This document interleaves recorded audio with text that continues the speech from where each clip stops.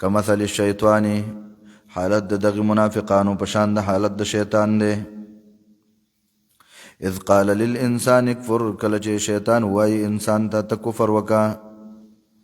فلما کفر، کله چې دغه انسان کفر وکي، قال نو دا شیطان ورته وایي انی بریء منک، یقینا زه بیزاره یم ستانه، یقینا زه یریږم د الله نه چې رب دی د عالمونو.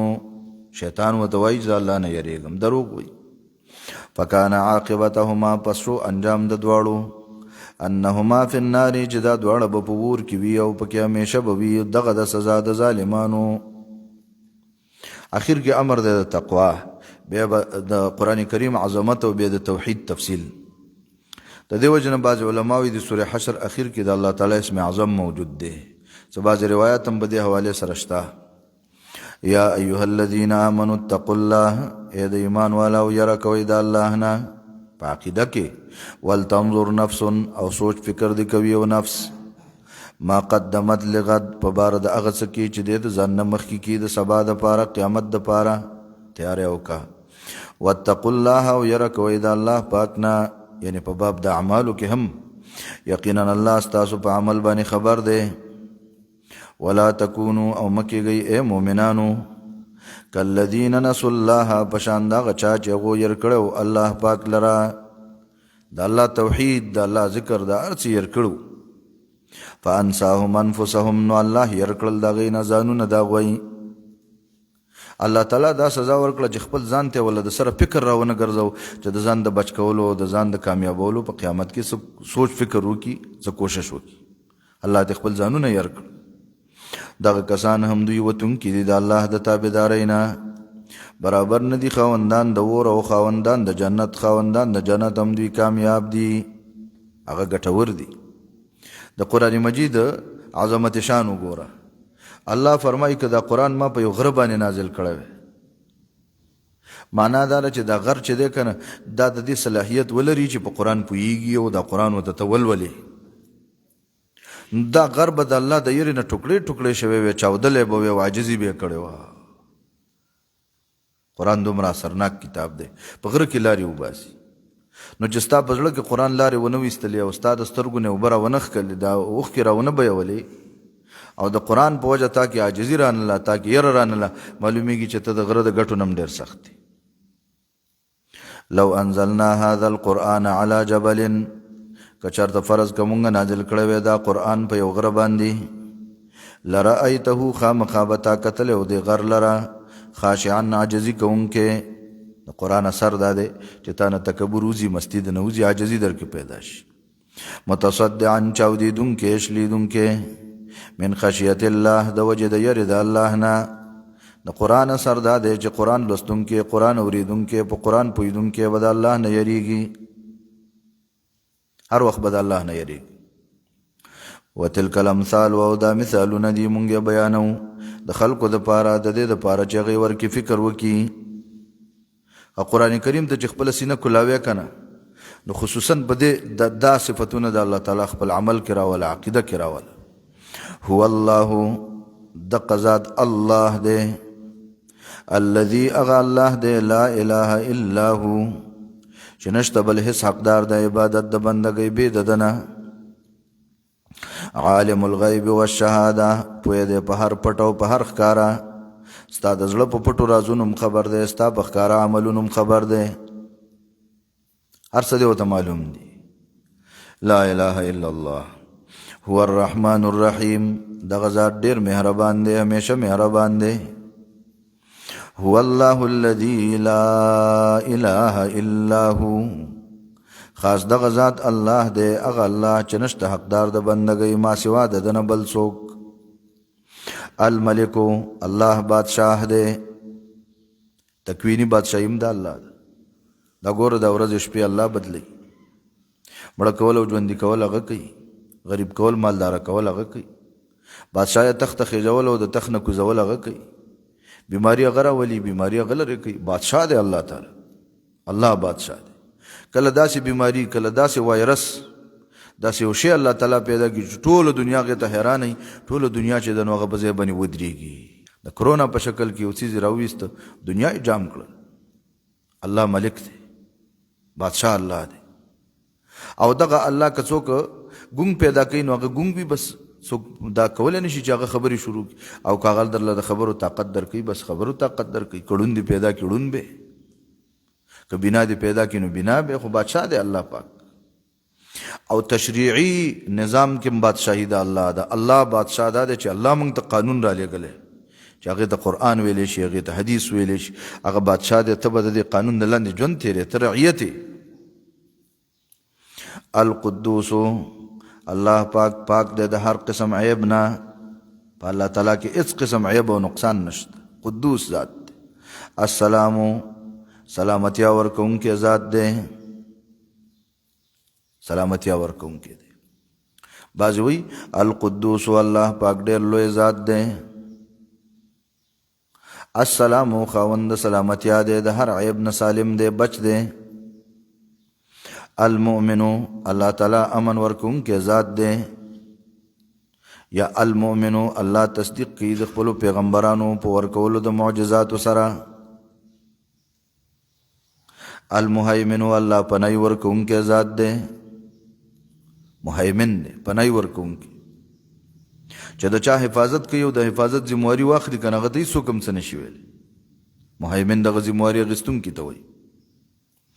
العزیزو الله د عزت خاوند دی. العزیزو الله بے مثال دی، بل مثال او نمونه نشته. او العزیزو الله تعالی زورور دی، څوک دغه کنډر وهلی نشي. الله تعالی عزیز ذات دی. او العزیزو الله تعالی زورور دی، څوک د خپل ارادې نه اړولی نشي. الجبارو ډېر زورور. نخلتون جباره هغه کجوري ته ویلی شي چې هغه ډېره دنګ وي او څوک ورته لاسونه نشي ور رسولی، ورختلی ورته نشي. نو الجبارو الله ډېر زورور دی.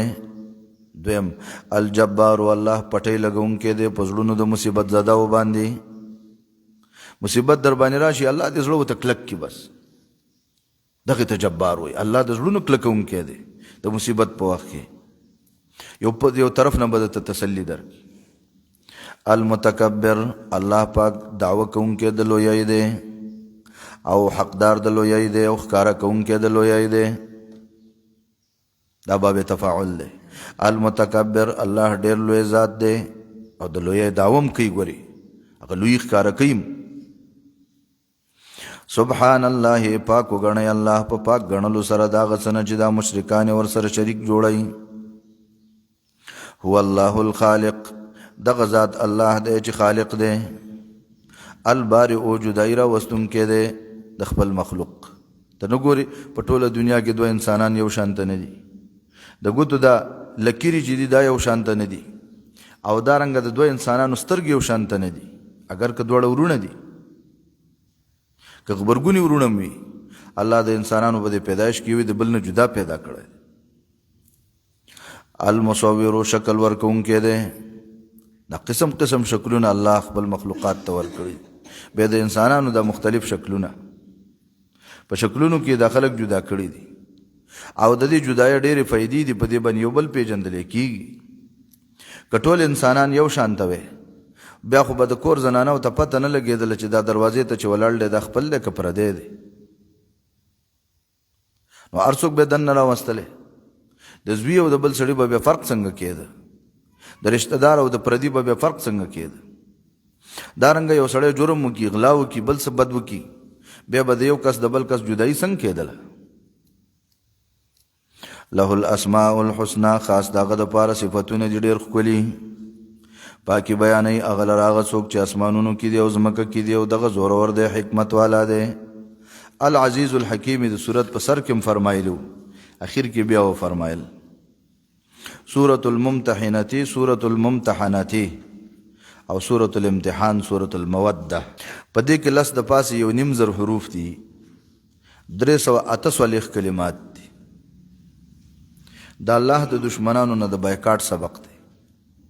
بالکل دا یو موضوع ده. بس واقعا داسې شو و چې یو بدري صحابي دی ډېر غټ، حاطب ابن ابي بلتعه رضی الله عنه. هغه چونکې د مکې د خلکو نه نو د بلې قبیلې نه په مکه کې اوسېده، بیا مدینې ته هجرت وکړو. مکه کې تینه بچی پاتې شو. نو د دې دپاره چې دا د مکې خلک زما په دې بچو زما په دې کور باندې خیال وساتي وی نه لوټي، یو داسې د دوستۍ شکل یې ورسره جوړ کړ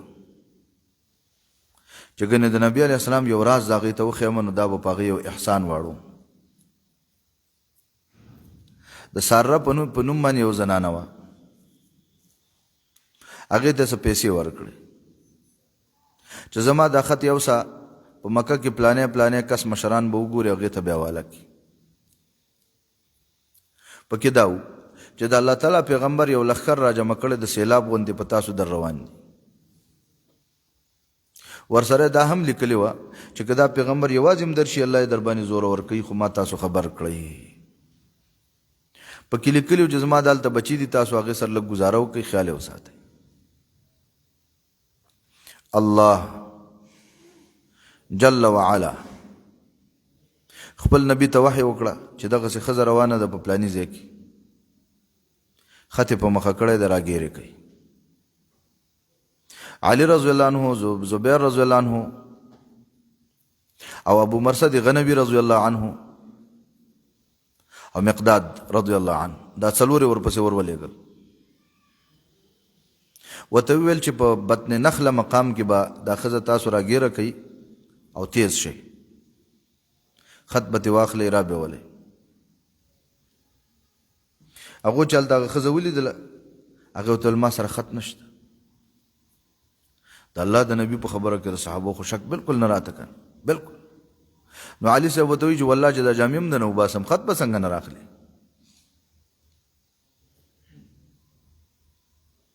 هغه چې مجبوره شوه، یو روایت کې راځي د ویښتو د کونسۍ د غوټې نه خط راوویست، بلکې راځي د بډې نه راوویسته. یو تطبیق دام کېدلی شي چې دا کونسۍ اوږدې کړې وي تر بډې پورې، نو د بډې نه هم دا خط راښکاره که او د کونسۍ نه هم راښکاره که یو شی شو. خط کې دغه خبرې وي. رسول صلی الله علیه و آله وسلم چې حاتب راوغوښته چې حاتب دا دې څه کړي؟ و یا رسول الله جلتی را باندې مه کوه، زه قسم کوم چې ما د دې وجې نه دا کار نه دی کړی چې زه یا مرتد شوی یم یا په کفر باندې راضي یم، بس د دغه خپل مجبورۍ د وجې نه چې دا زما بچي دي هلته داسې یو کار مې وکړه، د نورو خلکو هلته څه ناڅه رشته داران شته زما څوک ونه. نو رسول اکرم صلی الله علیه و آله وسلم ته صحابه کرام وویل چې وی وجنو؟ نبی علیه السلام ویل نه دا خو بدري دي، بدریان خو الله بخلي دي. الله رب العالمین دا صورت نازل او فرمایلو چې آینده دپاره ګورې داسې کار ونه کوي چې تاسو کافرانو ته د دوستۍ پیغامونه لیږئ او د مسلمانانو رازونه ورته ورلیږئ، دا کارونه کوي. بسم الله الرحمن الرحیم. یا ایها الذین آمنوا، اے مومنانو، لا تتخذوا منیسی عدوی و عدوکم اولیاء، دشمن زما و دشمن ستاسو دوستان، تلقون الیہم بالمودتی چې تاسو لیږئ هغوی ته د دوستانې پیغام، وقد کفروا بما جاءکم من الحق، او حال دا دی چې یقینا هغوی کفر کړی دی په هغه څه باندې چې راغلي دي تاسو ته د حق نه. یخرجون الرسول و ایاکم، وباسي هغوی پیغمبر لره او تاسو لره، یعنی پیغمبر یې د مکې نه ویستی و تاسو یې راویستی وئ. او دا په څه وجه؟ په دې وجه چې تاسو ایمان راوړی دی په الله چې ستاسو رب دی. که چېرته یې تاسو چې راوتلي یې د وجې د جهاد نه زما په لار کې او د وجې د لټولو د رضا زما نه، نو آینده به داسې نه کوئ. تسرون الیهم بالمودتی چې پټ لګئ تاسو هغوی ته د دوستۍ خبرې. وانا اعلم بما اخفیتم وما اعلنتم، او حال دا دی چې زه پویه یم ښه پویه یم په هغه څه چې تاسو یې پټ کوئ او هغه چې ښکاره کوئ. ومن یفعله، او څوک چې پر روان وخت کې دا کار وکړي د تاسو نه، نو یقینا ګمراه دی د درستې لارې نه. ان یثقفوکم، که د دې کافرانو در باندې وصبر شي، یکونو لکم اعداء، کیږي هغوی ستاسو دشمنان په ښکاره باندې. ویبسطو الیکم ایدیهم، او راوږده کوي دغه کافر تاسو ته خپل لاسونه، والسنتهم، او خپلې ژبې بالسوء په ضرر درکولو سره.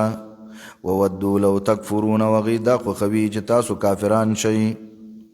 لن تنفعکم ارحامکم ولا اولادکم، څه فایده به هم در نه کي تاسو ته خپلوی او بچي ستاسو په ورځ د قیامت باندې الله به ستاسو ترمنځ جداوالی راولي او الله ستاسو په عمل لیدونکی دی. ابراهیم علیه السلام ته نه ګورې د پلار نه بیزاره او د قوم نه بیزاره او په دې وجه چې هغه مشرکانو مشرک سره به تم دقسې کې. قد کانت لکم اسوة حسنة یقینا شته ستاسو دپاره نمونه د تابعدارۍ ښایسته فی ابراهیم والذین معه په باره د ابراهیم علیه السلام کې او دغه کسانو کې چې دغه سره ملګري وو. اذ قالوا لقومهم کله چې هغوی ویلي وو خپل قوم ته انا براء منکم ومما تعبدون من دون الله یقینا مونږ بیزاره یو د تاسو نه او د هغه څه نه چې تاسو یې عبادت کوئ بې د الله پاک نه. کفرنا بکم مونږ انکار کوو ستاسو د دوستۍ نه. وبدا بیننا وبینکم العداوة والبغضاء ابدا او ښکاره شوې ده زمونږ او ستاسو په منځ کې ښکاره دشمني او پټه تربګني همیشه زمونږ ستاسو دشمني د بایکاټ دی. حتی تؤمنوا بالله وحده تر دې چې ایمان راوړئ تاسو په الله په داسې حال کې چې یک یو دی. الا قول ابراهیم مگر تابعداري به نه کوئ دغه وینا د ابراهیم. ګوره بعضې خبرې داسې وي چې یو پیغمبر یو کار کړی دی وروستو د هغې نه منع یو سړی وایي دا پلانۍ جنازه چې ده نو دا سیاسي جنازه وه. بیا وایي سیاسي جنازه هم ګورې په شریعت کې شته. نبي علیه السلام په ابن ابی منافق جنازه نه وه کړې. های های های های سره د ملایانو ته دا خبره کوي چې نبي علیه السلام په عبدالله ابن ابی جنازه کړې وه نور پسې دا نه وایي چې بیا الله تعالی منع راولېږله چې بل وارې دا کار ونه کړي. سړی وایي قرآن مجید کی آیت دے چې لتجدن اشد الناس عداوة للذین آمنوا اليهود د مؤمنانو سخت دشمنان چې دی یهود بے شک چې دی. ولې ته د خپل غرض لپاره دا یو تورې وایي او دا بل تورې پټې دا والذین اشرکوا ورپسې نه دی نه والذین اشرکوا ورپسې نه وایي دې وجې نه وایي چې بیرته په تا راګرځي دا ټکې. نو ګوره ابراهیم علیه السلام ټیک ده چې خپل پلار دپاره بخښنه هم غوښتې وه په دې کې به ته د ابراهیم تابعداري ځکه نه کوې چې هغه بیرته وروسته دې کار نه بایکاټ کړی دی. الله تعالی بیا منع کړ.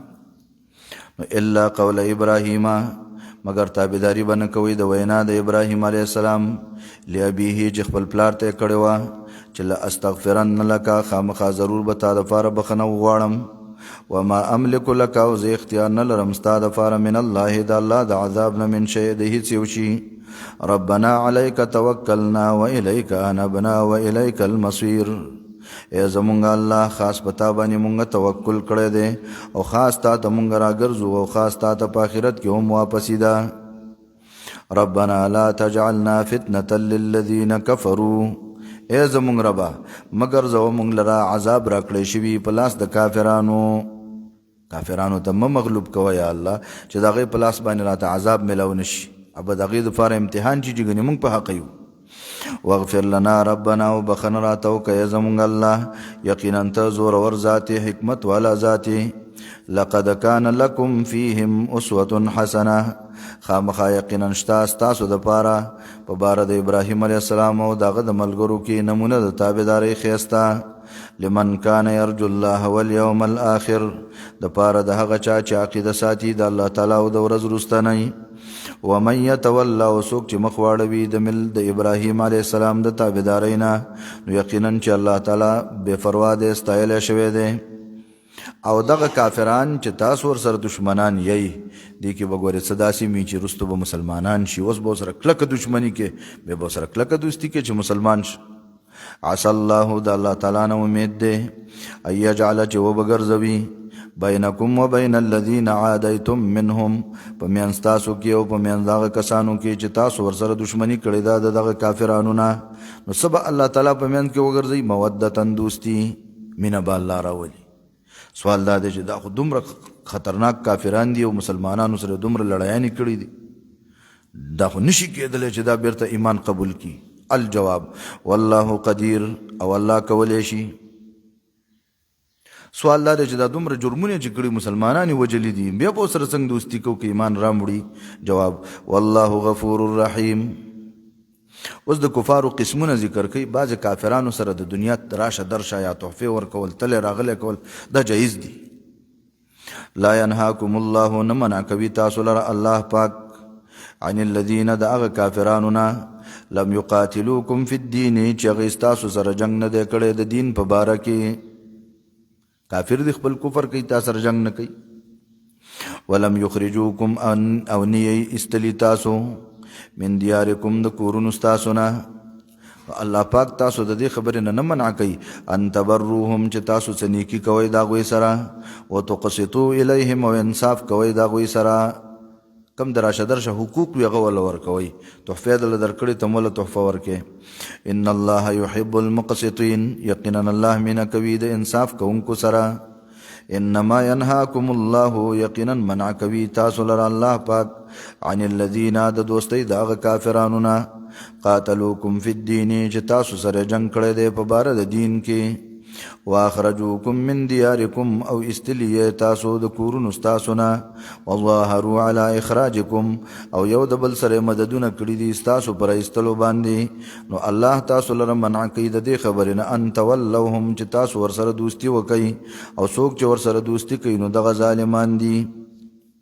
اوس په حدیبیه کې چې کوم مصالحت شوی او د هغې متعلق څه احکام راوړي، نو په مصالحت کې خدا خبره هم ویل شوه چې د کافرانو نه که څوک راځي مسلمانانو ته هجرت کوي او مسلمان کېږي، نو موږ ته به واپس راکوئ. په دې حوالې سره الله جل وعلا دا احکام نازل کړل چې که نارینه راځي خو واپس به ورکوي، خو ګوره ښځه به نه ورکوي. که یو ښځه د کفارو نه راله هجرت یې وکړه او مسلمانه شوله، دا به کافرانو ته واپس نه ورکوي، بس دا ځان سره کوي.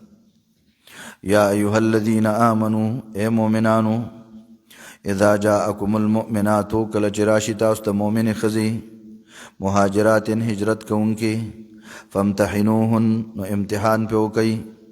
هسې نه چې خاوند سره ورانه ده یا هغه علاقه خوښه نه ده او دلته راغلي، نو لږ امتحان به پې کوئ، همدغه تپوسونه به هم ترې کوئ، قسم به یې وله ورکاو چې ته د خاوند د بغض د وجې نه یا د علاقې د ناخوښۍ د وجې نه خو به نه راغلی. هغې به ویل نه، صرف د اسلام د خوښوالي د وجې نه راغلی یم چې اسلام مې خوښ کړی دی. نو د زړه ایمان چې دی هغه خو بیا د الله نه بل چاته نه دی معلوم. الله اعلم بایمانهن، الله ښه پوه دی په ایمان د دغه زنانو. په ظاهري علاماتو سره او په غالب ګمان سره تا ته پته لګېدی شي، نور پوره پته تا ته نشي لګېدی. او قانون د شریعت دا دی چې دا غلبه د ژوند چې وي نو دې ته هم علم وایي، او دغه علم واجب العمل ګڼي، په دلیل ژوندي به هم عمل کې. فإن علمتموهن، پس که تاسو پوه شوئ په دغه زنانو باندې په اعتبار د ظاهر سره، په غالب ګمان سره، مؤمنات چې دا مؤمنې دي، فلا ترجعوهن الی الکفار، نو مه واپس کوئ کافرو ته. ولې مه واپس کوئ؟ لا هن حل لهم، نه دي دا زنانه حلالې د دغه کافرو خاوندانو دپاره، ولا هم یحلون، او نه دي دغه کافر خاوندان حلال لهن د دې ښځو دپاره. وآتوهم، او ورکئ دغه کافرانو خاوندانو ته، ما انفقو، هغه خرچه چې هغوی په دې ښځو باندې کړې وه. دا ښځه چې دلته راله او هجرت یې وکړو، دې ښځې باندې چې خپل خاوند کومه خرچه کړې وه، هغه مهر یې وله ورکړو.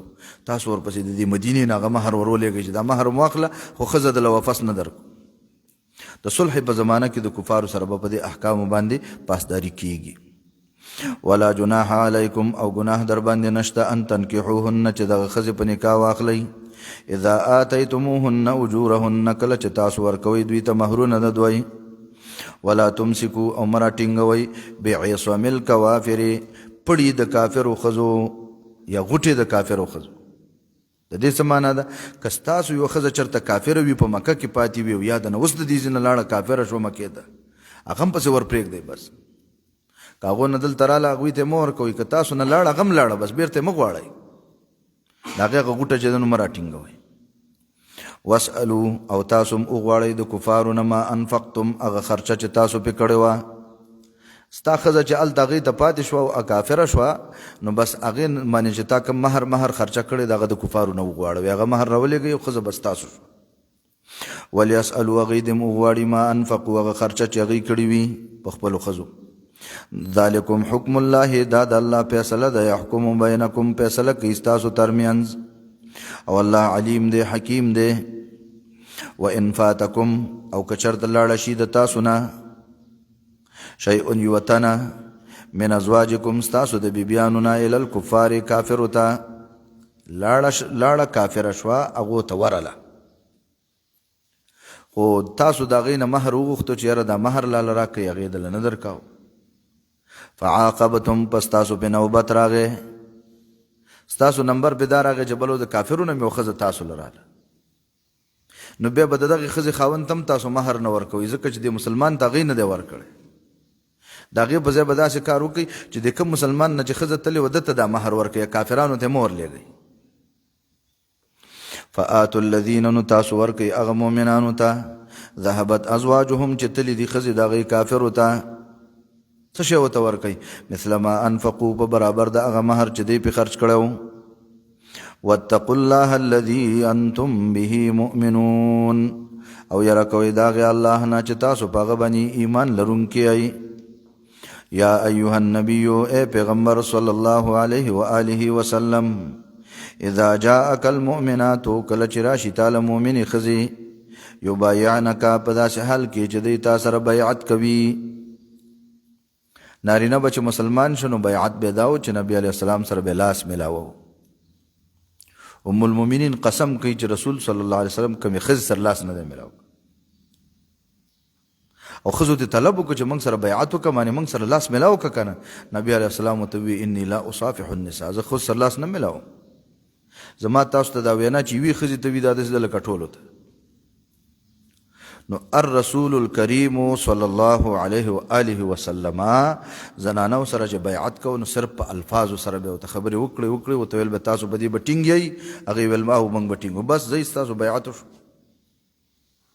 بعضې وخت کې به نبي علیه السلام داسې وکړه چې په یو لوښي کې به یې خپلې ګوتې لوندې کړې هغه لوښی به یې ورکوئ دې زنانو ته وایي چې تاسو هم پکې خپلې ګوتې لوندې کوئ دا ستاسو بیعت دی یا به یو څادر خور په هغې به نبي علیه السلام لاس کېښوده نو هغه زنانو ته به ویل تاسو به دغه بل طرف باندې ورته لاس کېږدئ د څادر نو دا ستاسو بیعت شه یو لوث شو بس دا یو ظاهري علامه شوه یو د زړه اطمینان شو نو د زنانو به د نبي علیه السلام سره چې بیعت کولو د هغې دا شرطونه دي بلکې په دې شرطونو سره رسول الله د نارینهو نه هم بیعت اخیستی دی حدیث د عباده ابن صامت په صحیحین کې شته د بیعت شرطونه دا دي علا ان په دې شرط باندې به بیعت کوي بیعت وعده کولو ته وي وعده به کوي الله یشرکن بالله چې دوی به شریک نه جوړوي د الله سره اول به ورته دا وایي شرک به بالکل نه کوئ د بوتانو عبادت د نورو مړو ژوندو عبادت به نه کوئ او د شرک سره چې نږدې کوم کارونه دي په هغې پوهه بندونه مندونه تارونه به نه ځوړندوئ لاسونو ته غړۍ ته او دا شان د سپېلني به نه لوګیا کوئ د غیر د الله نه د بل چا په نوم قسمونه نه کوئ د بل چا په نوم نظر منښتې به نه کوئ نو شرک به نه کوي شیئا اس قسم دوم ولا یسرقنا او غلا به نه کوي دریم ولا یزنین او بدکاري به نه کوي څلورم ولا یقتلنا اولادهن او نه به مړه کوي خپل بچي دوی خو دا کارونه کول پنځم ولا یأتین ببهتان او راتګ به نه کوي بدنامۍ ته څوک به بدنامۍ نه یفترینه چې دوی دا بدنامه د ځان نه جوړه کي من بین ایدیهن و ارجلهن په منځ د لاسونو خپلو او په منځ د خپو خپلو کې د خپلو خپو د خپلو لاسونو ترمنځ بدنامه جوړول دی ته وایي چې یو زنانه په ناجایز طریقې باندې بچی راوړي او خپل خاوند ته وایي چې دا ستا بچی دی نو دا به نه کوي بل ولا یعصینک او ستا نافرماني به نه کوي فی معروف په هېڅ یو شرعي حکم کې په یو جایزه خبره کې به ستا نافرماني نه کوي دا شرط به پرې ولګې دې شرط کې دا و نبي علیه السلام به زنانو ورته ویل چې په مړو به ویر نه کوئ ځانونه به ټکوئ نه په مړو کې چغې مغې به نه وهئ فبایعهن نو بیعت وکړه د دې زنانو سره واستغفر لهن الله او بخنه وغواړه د دوی دپاره د الله پاک نه یقینا چې الله غفور رحیم ذات دی یا ایها الذین آمنوا ای مؤمنانو لا تتولوا قوما دوستی مکوئ د هغه خلکو سره غضب الله علیهم چې الله تعالی په قهر دی هغوی ته قد یئسوا من الاخره یقینا هغوی نا امید دي د آخرت نه آخرت خو نه مني کما یئس الکفار لکه څرنګه چې نا امید دي کافران من اصحاب القبور د ژوندي کېدلو د خاوندانو د قبرونو نه نو دغسې دا یهود نا امید دي کما یئس الکفار لکه نور کافر چې څنګه نا امید دي دلته نور کافرو د فارم د کفار د لفظ ذکر کو وضع د مظهر په موضع د مضمر کې تسجیلا لکفرهم او دارنګ د پاره د بیانولو د علت. نو مخکې لکه څرنګه چې د بایکاټ مسله ذکر شوه، دلته اوس ځوانانو ته د جهاد په باره کې حکم کوي او عالمانو ته هم دا خبره کوي چې په خوله څه وایي نو په هغې باندې عمل کوه. ټولو مؤمنانو ته دا حکم دی، امیرانو ته، افسرانو ته، وزیرانو ته، چې ته په خوله باندې یو څه وایي په خپل عمل د هغې مطابق نه کوې که نه، په دې باندې ګورې الله تعالی ډېر غوسه کېږي. الله ځان ته غوسه کوي چې په خوله دې یو څه یو په عمل کې دې بل څه، په دې خو عام انسانانو له هم غوسه ورځي، خو الله تعالی په دې ډېر غوسه کېږي. سورة الصف یا سورة الحواریین دا 900 حروف دي او 220 کلمات دي. بسم الله الرحمن الرحیم. سبح لله ما فی السماوات وما فی الارض. پاکی بیانوي د الله د پاره هغه څه چې په اسمانونو کې دي او هغه څه چې په ځمکه کې. وهو العزیز الحکیم. دلته هم دا لفظ راوړ ځکه دې صورت کې د الله تعالی د دې دوه صفاتو تشریح را روانه ده. یا ایها الذین آمنوا، اے د ایمان والاو، لم تقولون، ولې وایئ، ما لا تفعلون، هغه څه چې تاسو یې نه کوئ. دا کار اصل کې د منافق دی چې په خوله یې څه وایي او په عمل کې بیا د هغه خبرې نشته. نو ای مؤمنانو دا مه کوئ، معنی ای د ایمان دعویدارو. کبره ډېره لویه ده، مقتن په اعتبار د سختې غصې سره، عند الله په قانون د الله کې. څه شی ډېره لویه ده؟ ان تقولوا ما لا تفعلون، چې وایه تاسو هغه څه چې تاسو یې نه کوئ. نو هسې د خولې خبرې مه کوئ. صحابه کرامو په دې باندې مجلس کاو چې ډېر محبوب به الله پاک ته څوک وي. چا وی پلانې قسم خلک، چا وی پلانې قسم خلک. وی صبر وکړئ، نبي علیه السلام نه به تپوس وکړو که نه. الله تعالی دا آیت نازل کړ. ان الله، یقینا چې الله، یحب الذین من کوي دا هغه کسانو سره، یقاتلون فی سبیله چې هغې جنګ کوي د الله د دین دپاره، صفا په یو مضبوط صف سره. مضبوط صف وی دی چې مجاهدین مؤمنان به ټینګ ولاړ وي، خپلو کې به متحد وي. صفا په صف باندې، په قطار باندې. کأنهم تبوایه چې دا مجاهدین چې دی بنیانم مرصوص، یو آبادی دا مضبوطه جوخته کړی شوې ده یو بل سره.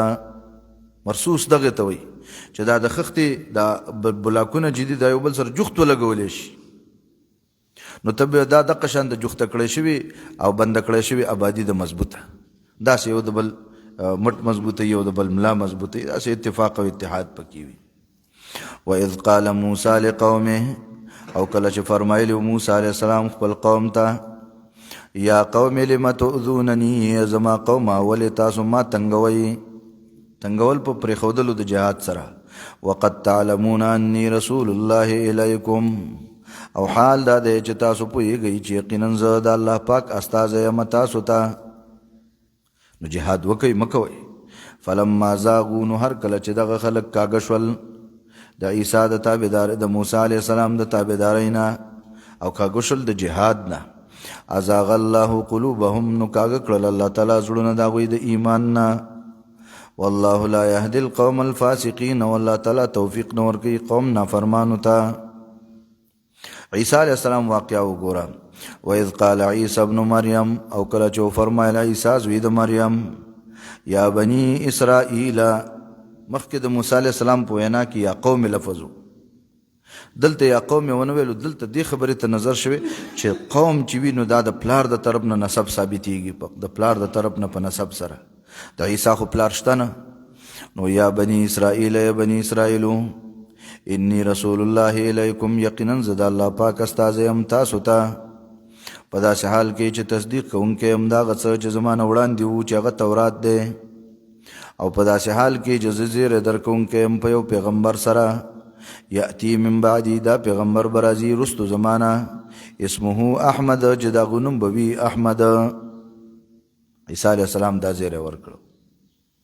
نو د محمد رسول الله احمد نوم دی. رسول الله علیه السلام فرمایي زه احمد یم، زه محمد یم، زه ماحی یم، زه عاقب یم، زه حاشر یم. دا زما نومونه دي. نو د دې نه هغه وسپي نوم مراد و. خپل نوم محمد دی، وسپي نوم احمد دی. دا کافر هم پېژانده د دې وجه نه په قرآن مجید باندې د مکې مدینې کافرو دا اعتراض نه کاو چېرې په قرآن مجید کې خو راغلي چې د آخري پیغمبر نوم به احمد وي ته خو احمد نه ته خو محمد یې دا اعتراض نه کاو په قرآن مجید چا دا اعتراض هغه زمانه کې نه دی کړی هغوی په دې باندې پوهېدل چې اسم لفظ عربی کې څه ته او دا یې منله چې د رسول الله نوم احمد هم دی او محمد هم دی فلما جاءهم بالبينات نو کله چې د راتګ وکړو خلکو ته د عیسی علیه السلام په واضحه معجزاتو قالوا هذا سحر مبین ویل د عیسیانو چې دا جادو دی ښکاره د هغه معجزات هغې جادو وګاڼه ومن أظلم ممن افترى على الله الكذب وهو يدعى إلى الإسلام او څوک به وي لوی ظالم د هغه چا نه چې د ځان نه تړي په الله پاک باندې دروغ او حال دا دی چې دا کس رابللی کېږي اسلام ته یعنی اسلام خو د الله تابعداري ده ښکلی دعوت درته ورکړی شه او دی په دغه وخت کې په الله تعالی باندې دروغ تړي او چې کوم کفر کوي او شرک کوي نو د هغې نسبت الله پاک ته کوي چې دا ګنې الله پاک دغسې ویلي والله لا يهدي القوم الظالمين والله توفیق نه ورکوي قوم ظالمانو ته یعنی عنادیانو ته یریدون لیطفئوا نور الله بافواههم اراده لري دغه ظالمان او دغه دروغ جوړونکي چې دوی مړه کړي رڼا د الله په خپلو خولو سره د الله دین ختمول غواړي توحید ختمول غواړي والله متم نوره ولو کرها الکافرون او الله پاک پوره کوونکی دی د رڼا خپلې اگر که بدې ګڼي کافران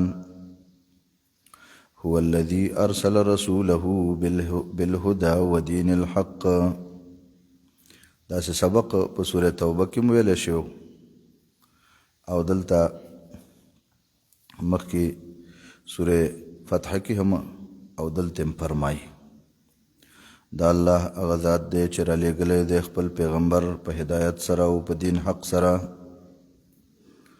لیظهره علی الدین کله د دې دپاره چې الله تعالی غالبه کړي دا دین په ټولو دینونو باندې ولو کرها المشرکون اگر که بدې ګڼي مشرکان نو په یا ایها الذین آمنوا سره دا اوس بل خطاب دی یا ایها الذین آمنوا هل ادلکم علی تجارة تنجیکم من عذاب علیم ای د ایمان والاو آیا زه وښایم تاسو ته داسې یو سوداګري چې خلاصي تاسو د عذاب دردناک نه هغه سوداګري همغه ده چې سوره توبه کې په 111 آیت کې ویلې شوه چې الله تعالی باندې به خپل بدن او خپل مال خرڅې جنت بدله درکوي تؤمنون بالله ورسوله سوداګري دا ده ایمان بلرئ په الله باندې او دغه په پیغمبر وتجاهدون في سبيل الله بأموالكم وأنفسكم او جهاد بکوي د الله تعالی د دین د اوچتولو دپاره په خپلو مالونو او بدنونو قرباني کولو سره ذالکم خیر لکم دا تجارت ستاسو دپاره غوره دی د دنیوي تجارتونو نه او دا تجارت دله غوره دی د کفر کولو نه او د بزدلۍ کولو نه که چېرته یې تاسو پوهېدونکي په خیر او په شر باندې یغفر لکم ذنوبکم وببخي درته ګناهونه ويدخلكم جنات تجري من تحتها الانهار او داخل بم کی جنتونو ته چې بهیږي به د هغې د لاندې نهرونه ومساکن طیبة او داخل بم کی ځایونو د اوسېدلو ته چې هغه مزیدار دي طیبة عمده طیبة د خوشحالۍ والا طیبة خوشبویه چې هغه د جنت کورونه دي او بنګلې دي فی جنات عدن په جنتونو د همیشګیرۍ کې دغه لویه کامیابي ده و اخرى او الله تعالی به یو بل څیز هم تاسو له درکړي ویعطیکم خصلة اخرى یا تجارة اخرى الله به تاسو ته یو بل تجارت هم درکړي تحبونها چې تاسو خوښوئ هغې لره. هغه څه شی دی؟ نصر من الله، مدد د طرف د الله نه چې په دنیا کې په دشمن باندې بری ومومئ. وفتح قریب، او غلبه نږدې. غلبې کېدای چې د دین اسلام غلبه راشي او د کفر د کلمې سرکوبي وشي. فتح کولاوېدلو ته وایي. نو د کفارو هغه ښارونه او د هغې بندې دروازې تاسو ته کولاوې شوې. وبشر المؤمنین، او زیری ورکه ایمان والو ته د دغې فتوحاتو. الله به دا تاسو ته درکوي. نو صورت کې کلک ترغیبونه او جهاد ته. اخري ترغیب: یا ایها الذین آمنوا کونوا انصار الله. اے د ایمان والاو شئ مدد کوونکي د دین د الله. همیشه د الله د دین د مدد دپاره ودرېږه. د الله د دین د نقصاني کولو دپاره ودرېږه مه، مقابل کې ودرېږه مه، بلکې د الله د دین مدد کوونکي جوړ شه. کما قال عیسی ابن مریم للحواریین، لکه چې فرمایلی و عیسی زوی د مریم خالصو دوستانو ته: من انصاری، څوک زما مددگار دی، الله چې ځان نږدې کوي په دې سره الله پاک ته. د الله د رضا دپاره به زما مرسته څوک وکړي. قال الحواریون، اویل خالصو دوستانو دغه: نحن انصار الله، منګه مددګار یو د دین د الله. نو هغې هماغه دعوت شروع که کنه، د الله د دین مدد یې کوو، بیا پکې جهاد هم شروع که. فآمنت طائفة من بني اسرائیل، نو ایمان راوړلو یوې ډلې د بني اسرائیلو په تبلیغ د دغه حواریینو باندې. وکفرت طائفة، او کفر وکړلو بلې ډلې. فأیدنا الذین آمنوا على عدوهم، نو مضبوط کړل منګه ایمان والا په مقابل د دشمن خپل کې. فاصبحوا ظاهرین، نو وګرځېدل دا مؤمنان غالبا. په سورة الجمعه کې اوس د علماو ذمواري بیانوي. دا خو د ځوانانو ذمواري وه. علما به خپل علم ښایي خلکو ته، خو په خپله به پرې هم عمل کوي. ورنه مثال د خره دی، خصوصا چې کله ضد کې راشي او زړه یې څښاوي خراب وي، نو دغه مثال د خره دی. په سورة الجمعه کې د یهودو په 3 دعوو باندې رد کوي. یو دغه د چې موږ سره علم دی، جواب دا دی چې عمل پې نه کوئ، نو مثال یې د خره دی. بله دعوې دا وه چې زمونږ دا د هفتې د ورځې دغه چې دی خصوصیت، دا ګوره یو فضیلت دی زمونږ دپاره. نو د هغې جواب کې وایي چې اصل خصوصیت او فضیلت د جمعې د ورځې دی. د 10 نه زیات خصوصیتونه زاد المعاد د جمعې د ورځې ذکر کړي دي، او سیوطي په اللمعه کې د 100 نه زیات خصوصیتونه د جمعې د ورځې ذکر کړي. درېمه دعوه د هغې دا وه چې منګه جنتیان یو. فرمایي چې مباهلې ته تیار شئ. وتښتېدل. په دې مبارک صورت کې 180 کلمې دي، 220 حروف دي. بسم الله الرحمن الرحیم. يسبح لله ما في السماوات وما في الأرض الملك القدوس العزيز الحكيم